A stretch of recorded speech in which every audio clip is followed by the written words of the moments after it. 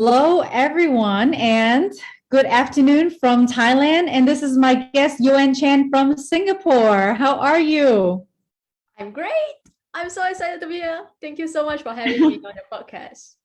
No, thank you very much. And, to my audience, I met Joanne. I've never met her in person yet, but I met her on LinkedIn. And I find LinkedIn actually a very, very good platform during the COVID period to meet business people, people who are, trying to cross, doing some work together. And I just was attracted to Joanne because she have always a lot of positive and honest messages on her post. And that's why we connected somehow. It's just happened, just connect. And then this is my first time inviting you as a guest on my You Are Able podcast. So welcome once again.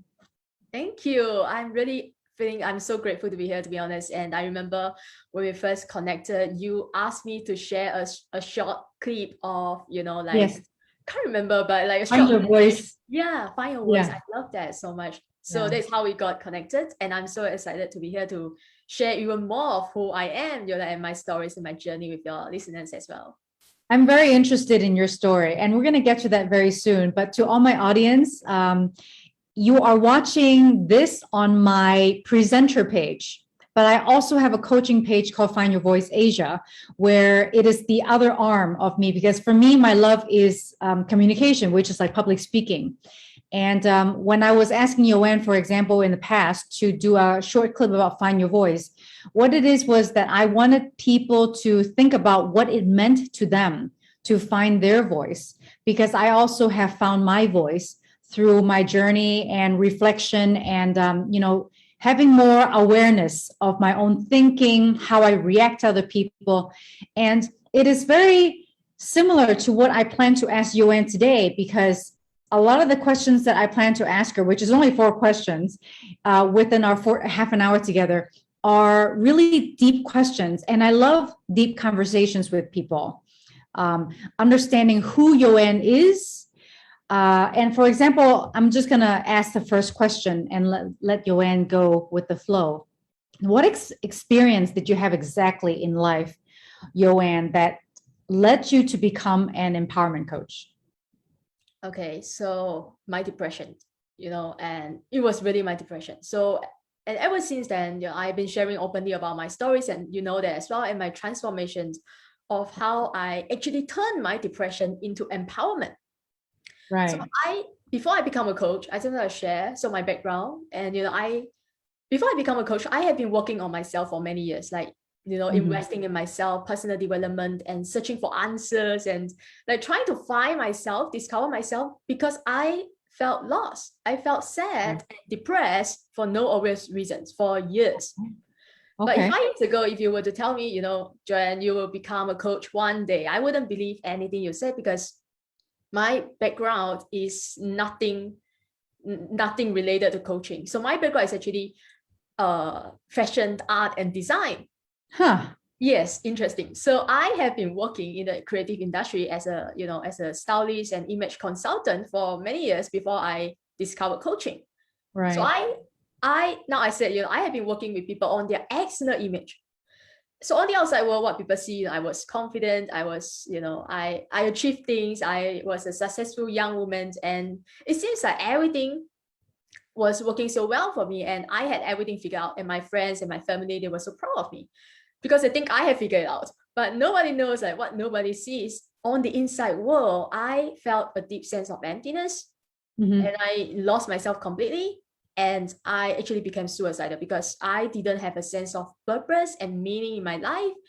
And life to me was painful because I was a victim, right? Like we are talking about the victim mentality now. So I was a victim back then, and I realized that no amount of changing our external image is going to bring us any closer to really knowing ourselves and connecting to our truest and most authentic self. But don't get me wrong, I was really passionate about what I do, and I love fashion, and I still love fashion. But what I'm saying is that it starts from here. At the core of everything we do, it all comes down to our self image, which is not your external image. And a lot of people still get this wrong, which is why I call myself a self-image empowerment coach, because it's what I specialize in and what I became obsessed with. And I dive deep into the psychology of self-image. And it's what I help women today to, transform their self-image. So what is self-image? I just want to briefly explain this concept because a lot of people don't really know what it means. So self-image, like I said, is not your external image. But interestingly, I've been working with people on their external image. And so how I explain this concept to people is that, I always say you and I, we all have an image of ourselves, right? And this image is not what we see in the mirror. What we see in the mirror is the reflection of your physical being. But this is how you see you. How you see you is in your mind, right? It's the mental image that you hold of yourself.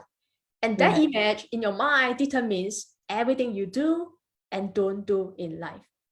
So yeah, I mean, to answer your question, my depression that led me to become a coach today. And can I ask something that is outside of our intended question is that, may I ask? And, I know that mind always like to find an answer to everything because that's how the mind works. And I know that maybe there is no answer, but I still want to ask anyways. And that is, you are very happy with your work, right? You are very happy with everything that you said you did, and you do not exactly know why you have the depression.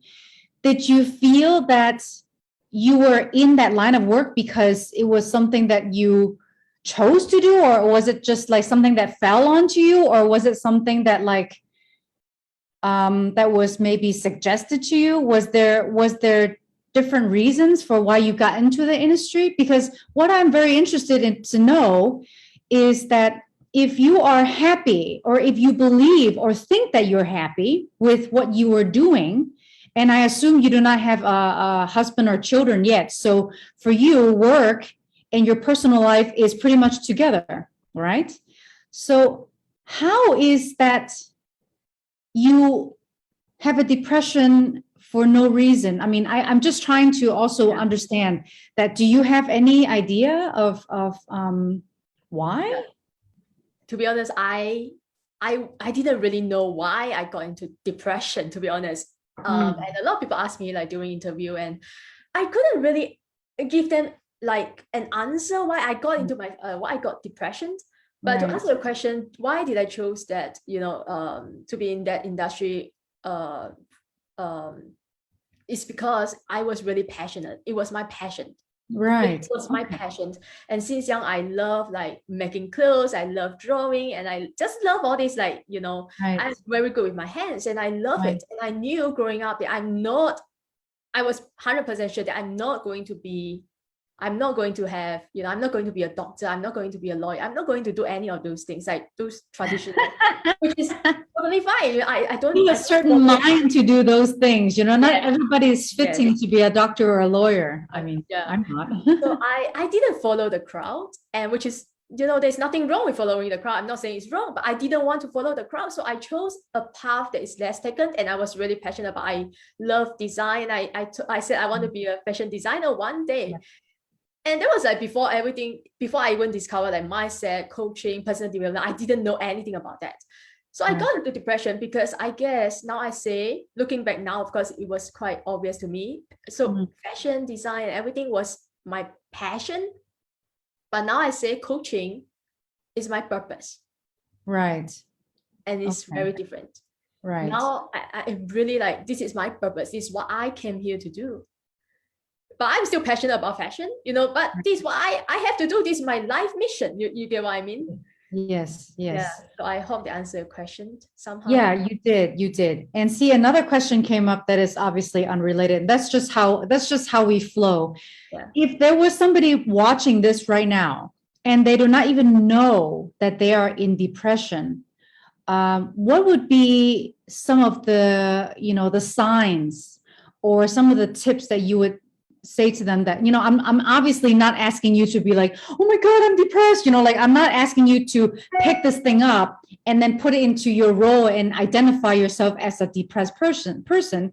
But how would you identify or give tips, let's say, to somebody who may not even know that they are? depressed? Okay. I,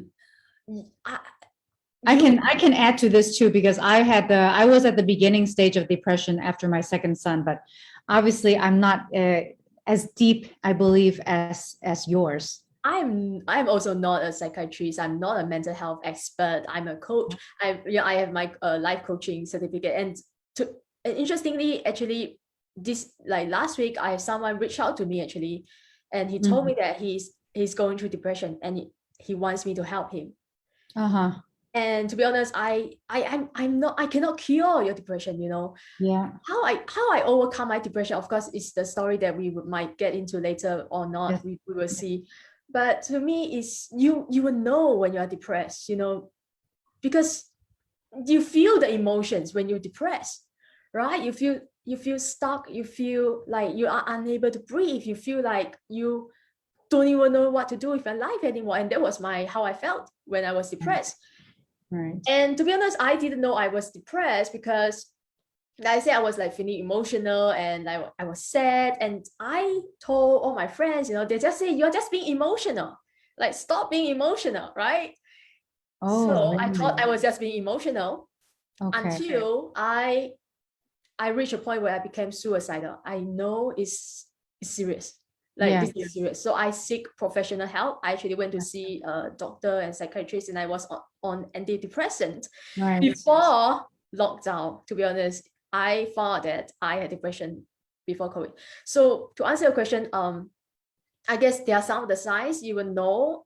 And if you're not sure, but you kind of like feel like you might have, or you're not sure, then better go and do a test or go talk to people.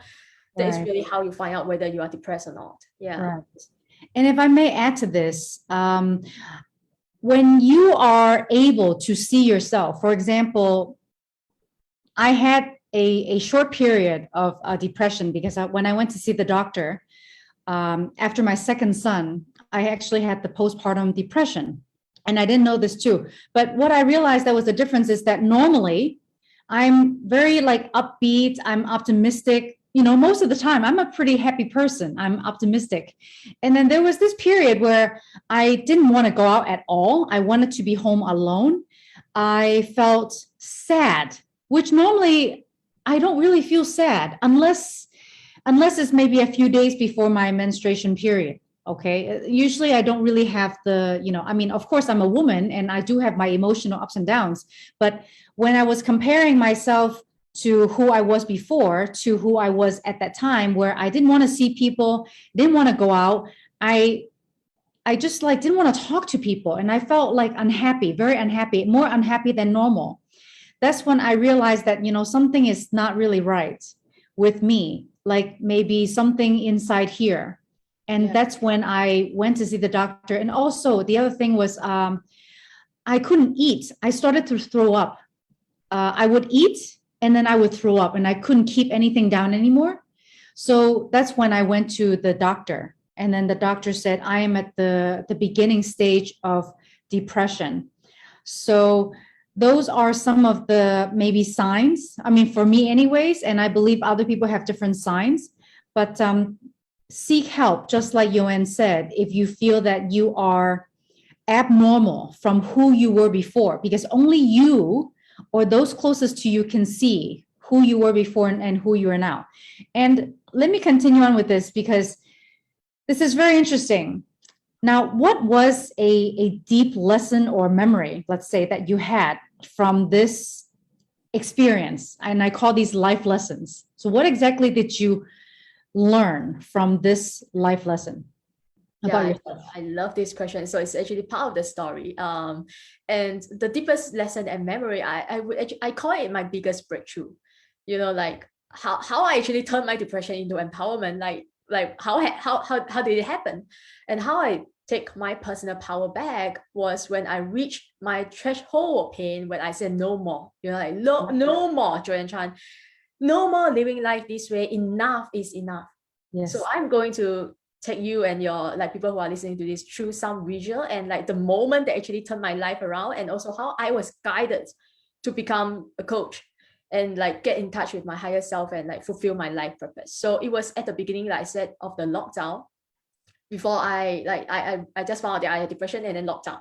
So imagine now I'm staying at home like all by myself with nothing but me and my depression. And I can tell you, you should know it was a very, very scary place to be. And I didn't know how I was going to survive and, at least not like trying not to kill myself. There was nowhere to escape. And I had to face it and I didn't know how. So I had panic attack. I'm not sure whether you experienced that before, but I had panic attack like first time in my life. I didn't know what to do. Like I was going crazy. I couldn't breathe. I couldn't calm myself down. And I literally felt pain leaking out of me. So I remember I was standing downstairs of my house. I was crying and no one was there because everyone was staying at home. So I was like standing downstairs and I was like crying. And I will never forget that moment. I will never forget how I felt in that moment. Because I didn't know what to do with my life anymore. I really didn't know. I had no idea. So the next thought will be, of course, it's best to end it. If you don't know what to do, it's best to end your life if you don't know what to do with your life anymore. Right. So I look at the rooftop of the building like in front of me and I ask myself, do I have the courage to jump off the building? I asked myself. Gosh. And I remember reading an article before and it says, ending your life takes even more courage than living your life. And for the fact that I'm here today, like telling you this story, I didn't have the courage.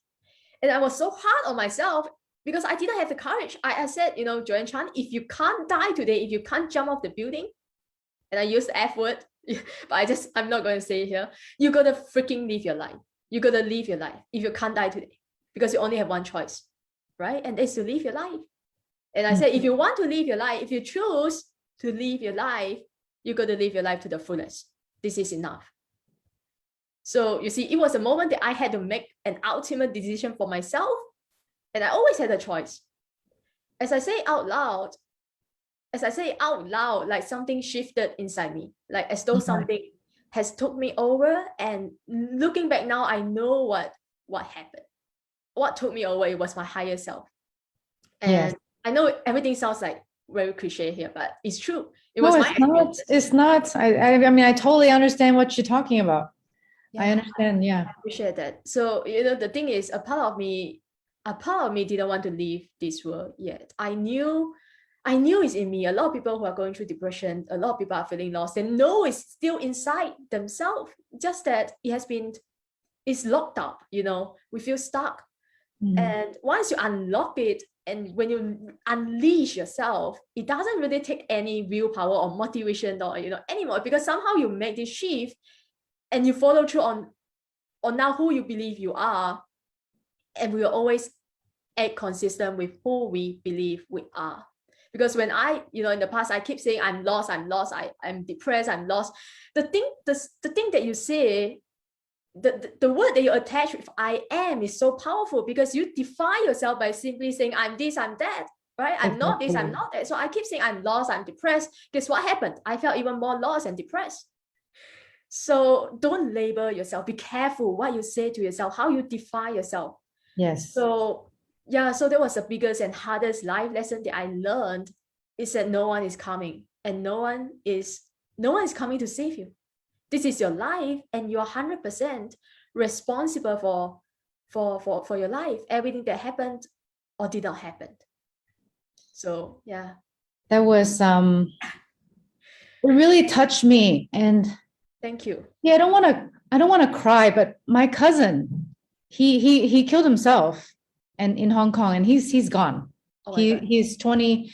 He was 25 or 24. I'm not very close to him, but my aunt, obviously his mother, I'm very close to. She's, my only aunt that I still talk to in Hong Kong. And of course, I'm not trying to take away your story, but it did remind me of him. And everything you said is also relevant to my experience as well, as how I was pushing myself out of the unhappiness that I was in as well, but not in as maybe as dark of a place as yours. But what I learned and what I can hear from your story is that you chose to continue, you chose to live, and you chose to face it. And you also have your higher self who was there to guide you, because whenever you feel like you're alone, you're actually not alone. You have, this is not, like I said, this is not dreaming. We all have guides. We are all spirits living temporarily in a human experience. And I truly know this to be true. We are living temporarily in a body, which is a vehicle.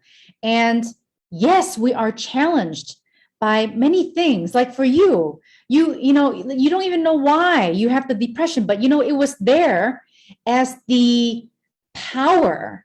It's actually a blessing in disguise that pushes you and myself to rise above our normal consciousness, right? To be in the ego, in our minds, and now and be like, okay, I have risen above this normal consciousness, which is like a cycle of I am this, I am that, I'm a victim, I am, whatever roles that we all define ourselves to be.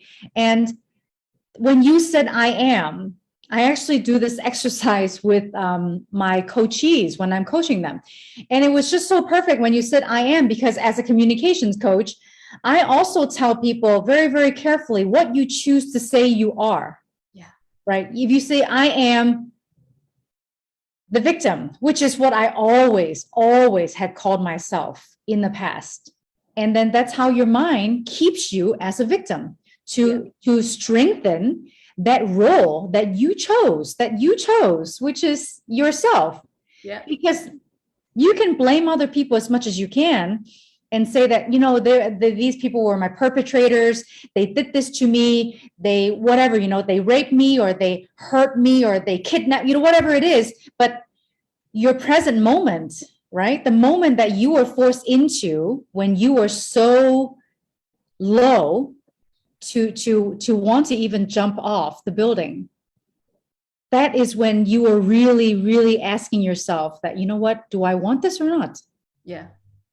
And you chose to continue to live this life that is beautiful but challenging, because life is not going to be handing everything to you and easy. Yeah. No way. Now, continuing on, what did you learn about self-love from that moment until now? Very interesting. I love this question. Why? Because to be honest, like this week I am dedicated to sharing self-love on my social media, because whenever I say things like love yourself or choose yourself, I always get judgy and knee-jerk reactions from some people. It's like their reaction often every time there are questions like, isn't it selfish? Isn't it too, too self-centered? Isn't it narcissistic? What about your family? What about your partner? What about your kids? Like, don't you care about anyone at all? Of course, I care about the people around me, and like even strangers who needs my help. Yeah. And I do my part to help them. But the only time that I cannot help is when I can't even help myself, right? Yes. When I'm not in a good place. So if I'm depressed today, how can I help others who are depressed?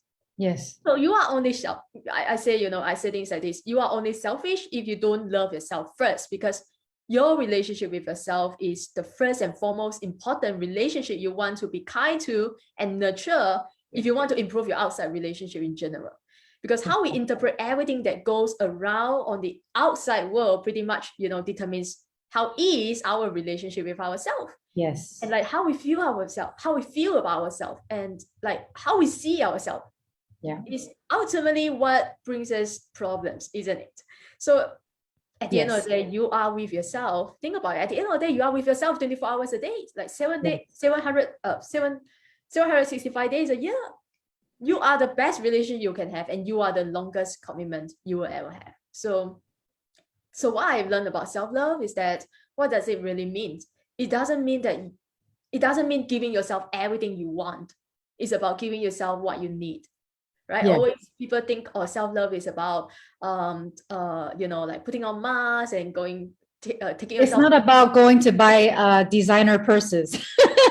Yes, exactly. It's Yeah. not about that. It's about, I say, self-love, like the highest form of self-love is self-discipline. Yes, you need all these like spa treatment and everything. You need them once in a while. But what you need every day is self-discipline. You have to love yourself enough to discipline yourself, because it's not about, because the people I work with, they know I always give them like tough love, because I'm not here to make you feel better. It's not about making yourself feel better. It's about making yourself a better present.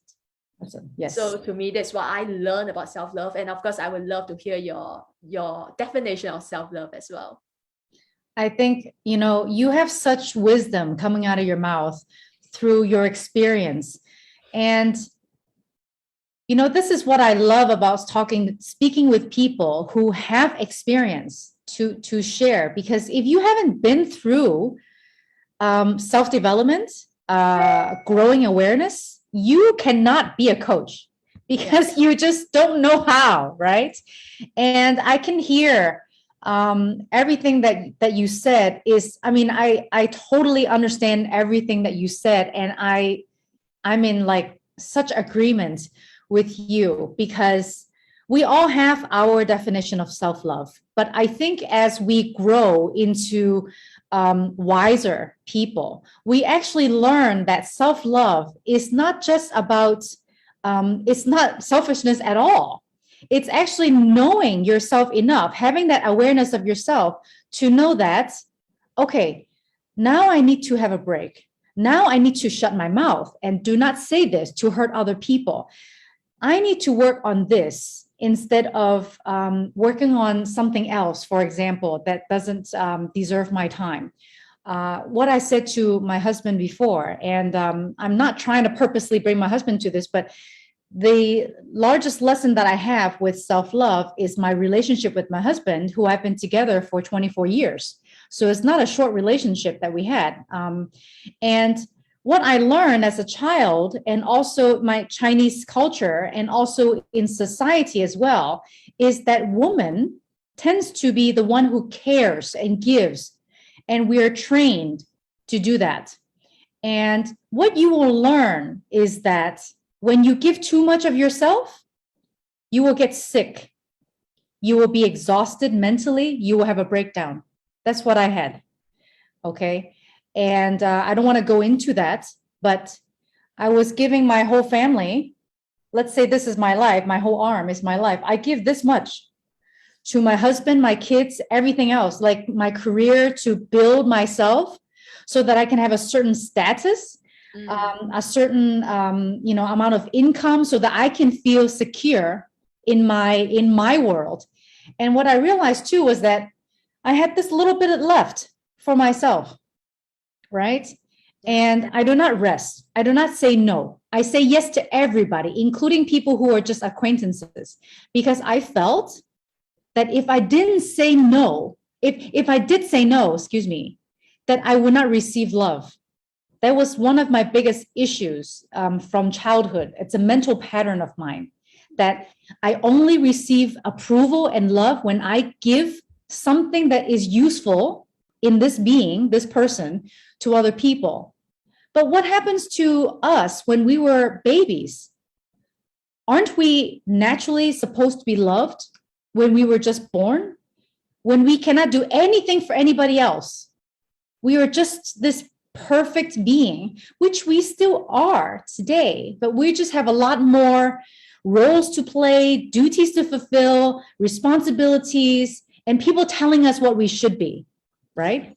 Yeah. And to have that awareness is to grow. I mean, to have the self-love is to grow your awareness. That's what my definition of self-love is to know when to do, when to give, when to rest, when to say no, and when to set that boundary and tell people, you know what? This is what I can give you, and this is all I can give you at this time, because I have my limitations as well. Yeah.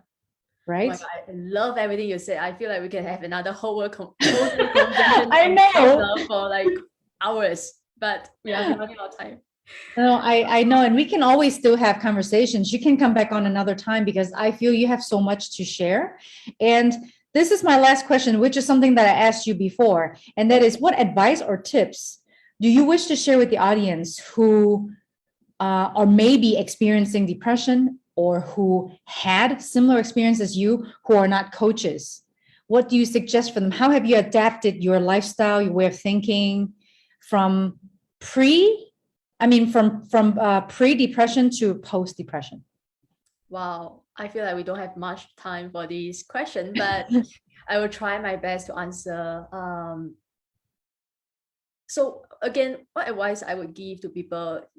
Okay, in general, I would say, because some of us go through depression. Maybe I believe everyone goes through depression sometime in their life, just like not like a prolonged period of time, but we feel Right. sad and depressed. We feel down from time to time, because Right. life is not, like you said, it's not a smooth line, right? It's not smooth at all. It's not about Yeah. roses and rainbows and sunshine. So when life is hard, how can we make sure that we bounce back like quick? So I would like to invite everyone who is listening to this or will listen to this, who really ask themselves some of these questions, because we are so busy in our life that it's really important to like stop and reflect on how far you have come and what has happened in your life up until now. Because Yeah. what if every experiences, because I'm a big believer of everything happens for a reason, and everything happens for you, not to you. And that is the difference between having a victim mentality and having a responsible, like being responsible for yourself. So what if every painful experiences, every problem, every struggle was a gift, Yes. and it was sent to benefit you? Like, Yes. what if all the challenges you are facing right now was sent to teach you different things in life, to make you stronger, to make Right. you wiser, to make you better, to teach you kindness, to teach you forgiveness? What Yes. if the difficult person, your boss or anyone else, your partner, was actually sent to teach you something? Now the question I want to ask is, have you learned? Like, have you learned from all your past experiences, or do you choose not to learn and hold on to them? And like I talk to a lot of people, because I work with people who are who still hold on to things that happened like 20 years ago. Yeah. And it's normal, because like you said, we don't really have the awareness, and we don't even know like what was the root cause. But when I coach people, when we do coaching, we know that it's all about something that happened in the past that caused Yes. their current, like why do they have this current issue today? Because of something that happened in the past, and that is the root cause of that. So like I said, in life we all go through like depression, heartbreaks, like failures and loss of something or someone.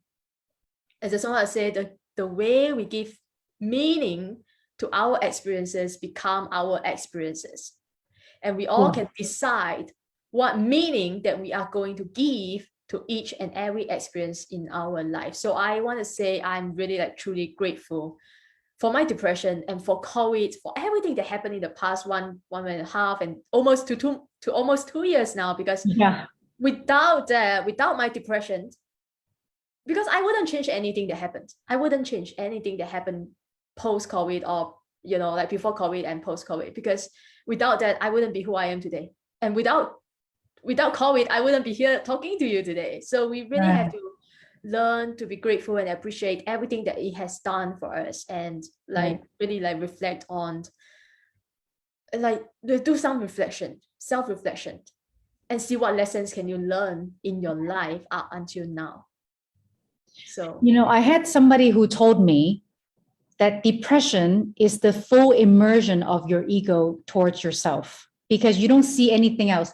And when I heard that, I was like, wow. I was like, yeah, because you are in your own dark cloud, your own, whatever you want to call it. I when I'm really unhappy, when I'm in a certain state of mind, that also pushed me to have a higher consciousness, to be a coach as well, is because of certain mental patterns that kept me at a certain state of mind, which is a negative state, victim mentality, not being responsible for my own thinking, and not even knowing what I was supposed to do to get out of that. But I'm not going to go into that. But if you are feeling like you are depressed, what is very important is you must go out and meet people and talk to people. Do not feel ashamed to ask for help. And I'm not asking you to go and talk to everyone and say, I'm depressed, I need help. You choose right people that really care about you, who loves you, and talk to them.